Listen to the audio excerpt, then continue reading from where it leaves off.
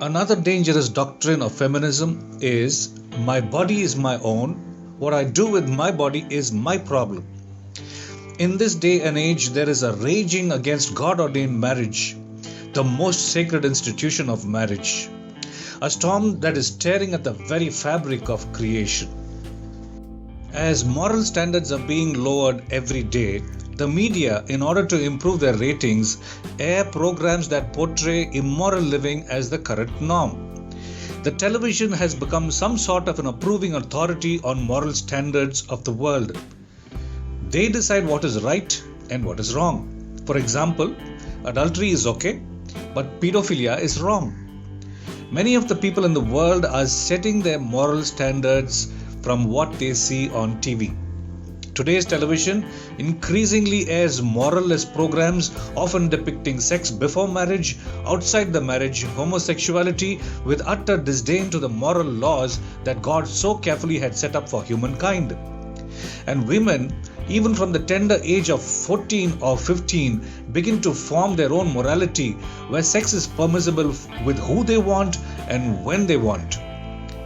By the time they are 20, they feel that sex outside the marriage is no big deal. This is the age where 11-year-old children are exposed to pornography. The problem has grown to such an extent that the peers of a 15-year-old virgin will mock her for saving herself for marriage. Something is wrong with you, they jeer. Maybe you can't get anyone. For the feminist who says that her body is hers to do whatever it pleases her to do with it, the Bible says, flee sexual immorality. And you were bought with a price, so glorify God with your body. Many a teenage girl said, my body is mine, I do as I please, and suffered through heart-wrenching times as she was used and discarded many times. Many others said, my body is mine, I do as I please, and aborted their unborn children, a result of teenage pregnancy, or landed up with painful and ugly STDs. What is so holy, sacred, and beautiful inside a secure marriage becomes cheap and dirty experiences. If she is lucky, she will escape STDs and maybe even AIDS. If she is still lucky, she will escape teenage pregnancy. And sometimes she may carry a child that she did not want to abort. And with the father of the child running away, how many girls have had an abrupt end to a carefree life, suddenly burdened with a child much before she was ready? Many a girl did not realize that she was pregnant until it was too late. Many women who after marriage said, my body is mine, I do as I please, went into mindless adultery with other married men.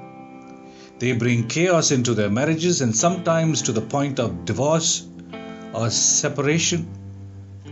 Here it is the children who are affected the most. They may be driven into severe trauma or exposed to grave danger.